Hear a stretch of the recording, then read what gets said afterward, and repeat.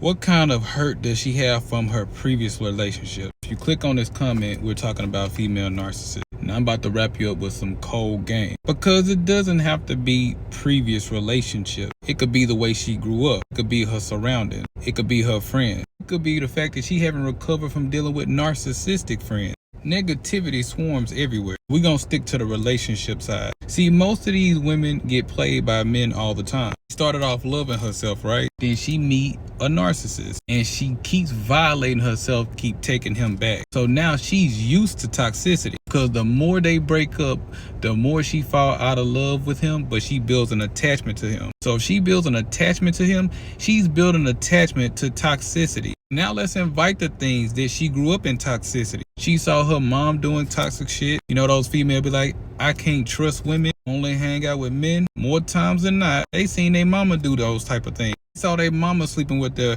best friend's baby daddy. They saw their mom cheating.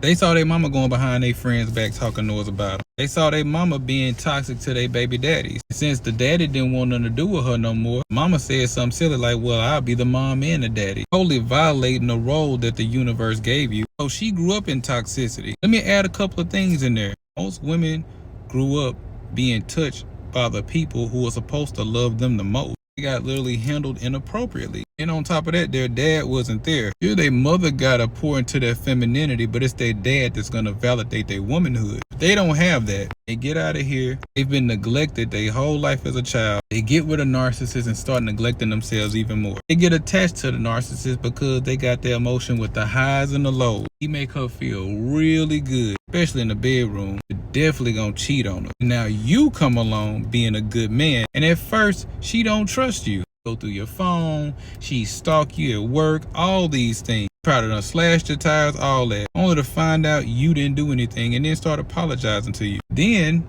this is how sick in the mind she is. Because she's attached to herself to toxicity. All toxicity she identified with. She never took the time to heal from all the toxicity. Then worst case scenario, she did grow up with a man in the house. Because the parents really didn't like each other. They really didn't like each other, but they couldn't afford to pay the rent by themselves. They stayed together. But they seen their parents be very toxic to each other. On each other, curse each other out, all those things. And at the end of the night, they told each other they love each other. So this girl grew up thinking that love is toxic. So now she get with you after dealing with all the toxic men in her life. Because more times than not, most men that is very close to them are toxic. That's what make them narcissists. Now she get with you. She can't find nothing on you. You're a good guy and you're nothing like any of the dudes who are toxic in her life. And you think that ought to make a difference? Actually, the way her brain is wired, now that I can't find nothing boring on you because I'm anticipating your toxicity and come to find out you don't have any, you now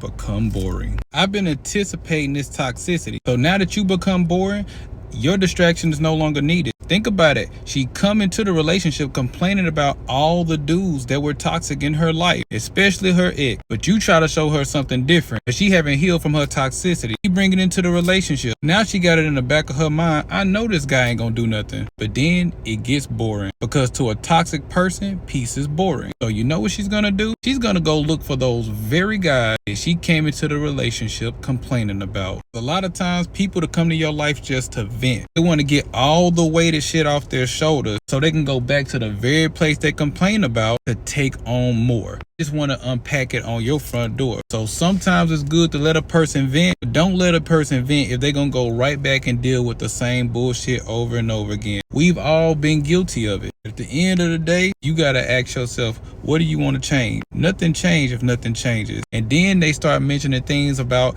toxic masculinity. Understand this, there's nothing toxic about masculinity. Most of the people they're describing as toxic masculinity are really feminine like men. Men who don't have emotional intelligence, men who gotta cuss you out, men that hit women. Those are all feminine men. Masculinity leaves no room for toxicity. If toxic masculinity is mostly feminine men, and you will have to say things like masculine women is toxic femininity. Oh, they might clip my ass after this one, but I don't care. This is much needed. I might put this on my YouTube channel because they definitely might ban my channel after this one for those who need it.